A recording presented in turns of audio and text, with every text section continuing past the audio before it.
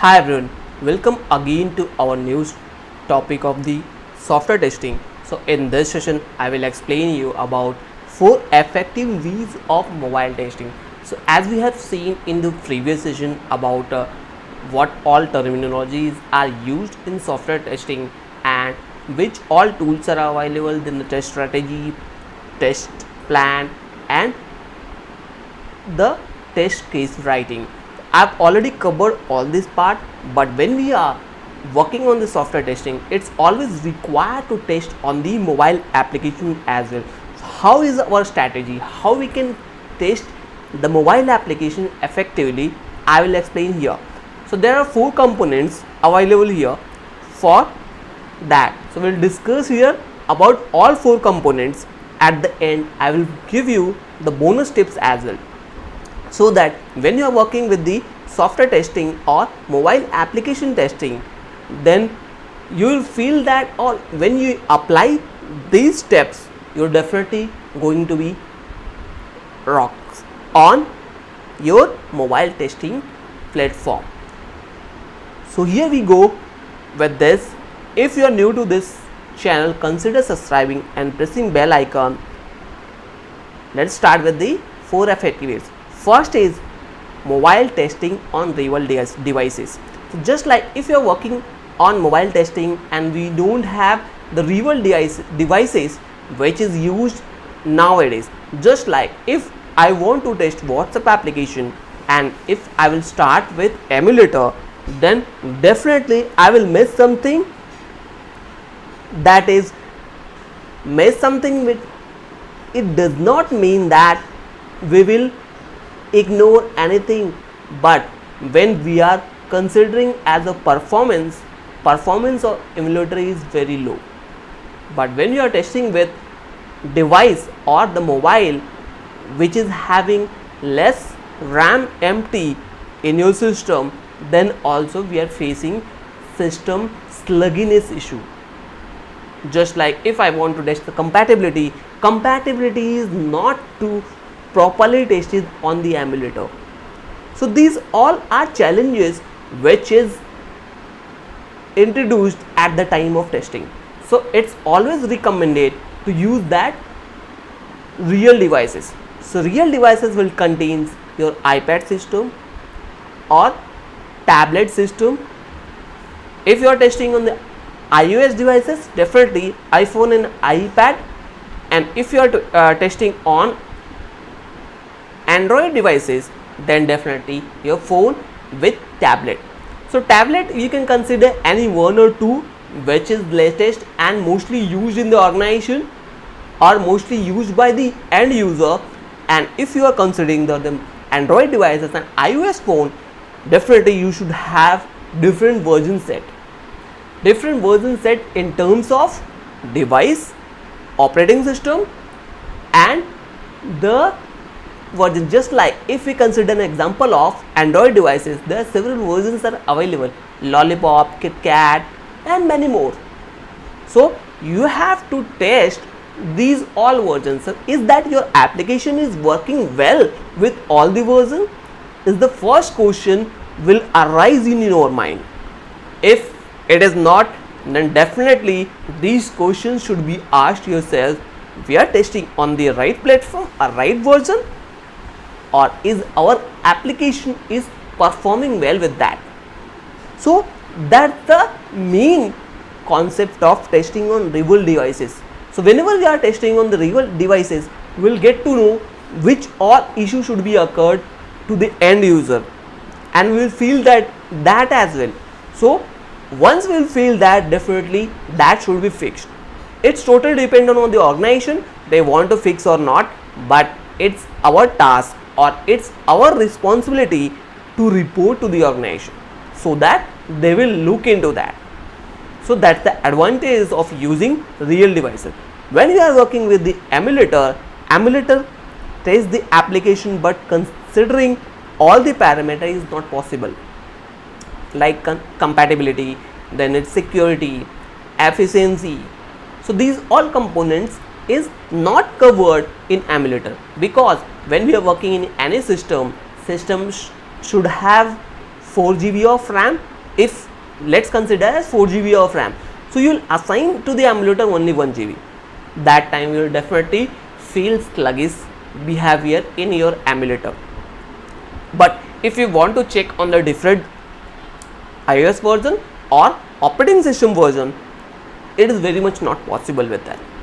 So definitely real devices will help you to understand the end user's issue.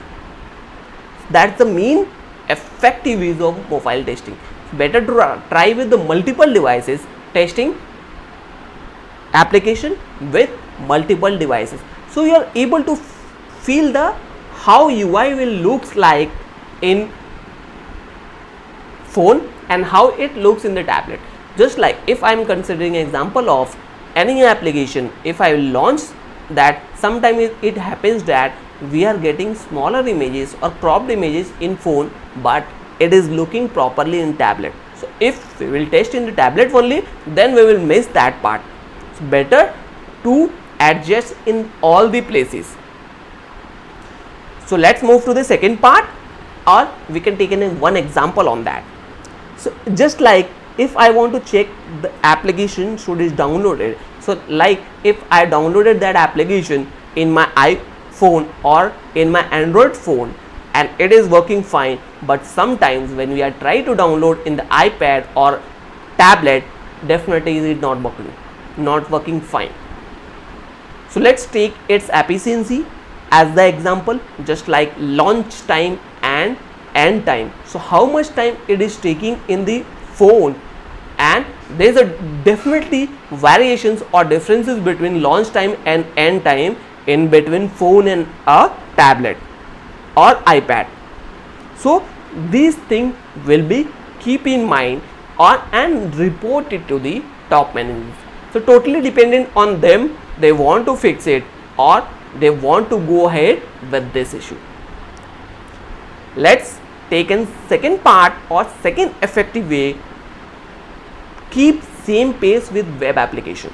So just like when we are working with web application and some testers are lagging on to that, but web application also should have same pace as we have did it for the mobile application testing.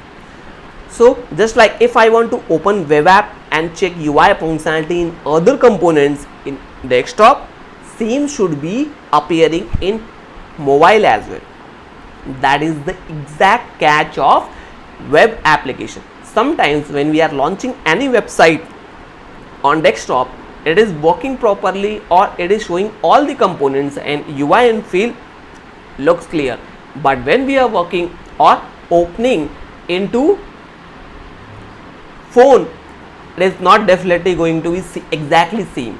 So that's the catch, we have to gather and collect all the information related to that. Just like take an example of Flipkart or Walmart.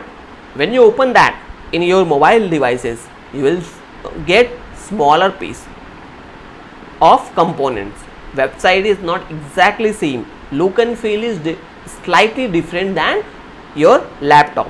So we have to keep in mind, and the differently opening time is more than in mobile as compared to your desktop application, and that is also totally dependent on your network connectivity as well, but these things we should note it. Let's move to the third component, that is testing, bug investigation and setup. So whenever we are working on any testing platform, bug plays very important role. When you find the bug, that should be rated in high, low or broker in this type of category. If you will report that and once the management team decide to fix that, definitely that should be fixed, then only that application will move to the production. So setup is the first part before testing. So whenever we are setting up our environment for the testing, we have to keep in mind all the necessary required components should be fulfilled before starting the testing. Just like if I want to test the mobile application, I need devices as well. So devices should be available, that devices should be configured properly, application should be available in my system, network, it is connected with the network as well. So these all the primary requisites, prerequisites which we have to follow in our setup. Sometimes setup is required integration in mobile and laptop. So just like if I want to test any application that is integrated with our mobile devices, let's say just like if I want to test any mobile USB port with laptop, it is connecting proper or not, development mode is enabled or not, these features are definitely required to be connected our mobile device with the laptop. So configuration should be proper with the tool, and which all tools we are going to be used at the time of testing is very important. Then that tool is well prepared and integrated with your system or mobile application is the main part here. If you found any issue, screenshot should be enabled, because sometimes all the bugs are not always reproducible. We are getting some defects which is randomly reproduced. So screenshot feature is available or not, we have to be keep in mind. Then select apply to save the permission. If we are saving anything, the permission should be allocated. Get ready with our test data. So if you are going to test anything, you should be just like if I want to log in, so for login I need login credential, that is username and password, that should be available with you at the time of testing. And when you found the bug, once that is fixed, you should have to keep in mind after retesting you should perform regression as well, which is very important part. Let's move to the fourth part, automate your test cases. So whenever we are working with the automation framework or mobile application, it's always recommended to use the automation framework. And whenever we are starting with the automation, the decision is very important. Which tools you are going to use that? It is, if you are selecting any tool, first ask this question, it is supportable to all the projects or just for specific to this project. So selection of any automation tool and framework and programming language is very important, because let's consider if you got a project for 3 months and you have selected automation, and that automation piece is working with this project only and not working with the other, then definitely that is a disaster for you. Because once this project is completed and you want to start with the new project, definitely you have to select the new framework and automation tool as well. So better to use one framework, because learning and understanding will take some time, because if you don't know about the automation, definitely you should start with the initial phases. Once you learn that, after second project you have to change on that. So better to changing that, you can use the same framework which is usable in all the mobile application, all the projects. Install the setup and tool. Selecting language of automation is also very important. So if you know well in any language, just like Python, C# or .NET, better to select that rather than learning the new things. Decide the coverage of automation. So before starting with automation, you should decide how much I will cover in the automation, how much I will cover in the manual. Is it possible to cover complete project in automation, or is that required to be manually done on some part? Prioritize your task for the automation, then verifying the result manually to confirm automated code is working or not. So that is the end part. So once you have done your automation, better to check or compare the result with the manually. If you found any issue in code, means any part of code is broken, and you will get the different result. So better to verify your code or automated code is working properly or not. So this is all about the 4 effective ways of mobile application testing or mobile testing. Let's move to the bonus part. So whenever you are starting with the mobile automation, you should always be ready with the 2 to 3 devices in mobile phone, 2 to 3 devices of your tablet. If you are using emulator, definitely you can go ahead with that. You can check different versions over there, but definitely you will need at least 2 devices of iPhone and 1 device of your tablet. If your application is available in both the versions, just like iOS and Android, you will need more devices, 2 for Android, 2 for iOS, and 1 iPad and 1 tablet here. And whenever you are selecting your device, make sure to use the latest version or upgraded version, or the version of device is globally or maximum used by the end user, so that you will cover maximum part of your testing. Whenever you found any issue, try to reproduce again. Sometime what happen, you will find the defect and immediately you will report the defect, and that defect is because of the any network issue or any issue is appearing in your device. So over there you will get feel. So better to report first, cross check, is that a proper defect or you are missing something. Third bonus point, if you found fix after defect fix, you should definitely do regression as well, because sometimes developer at the time of fixing, developer fix something and he will broke also something. So better to check all the components before going to the production. And keep in mind, different version compatibility testing is also required. Just like if you have tested any application in Chrome browser and you are opening the same application in Internet Explorer, if it is not working, then it's complete disaster of that application, because everyone is not using same browser for their own use.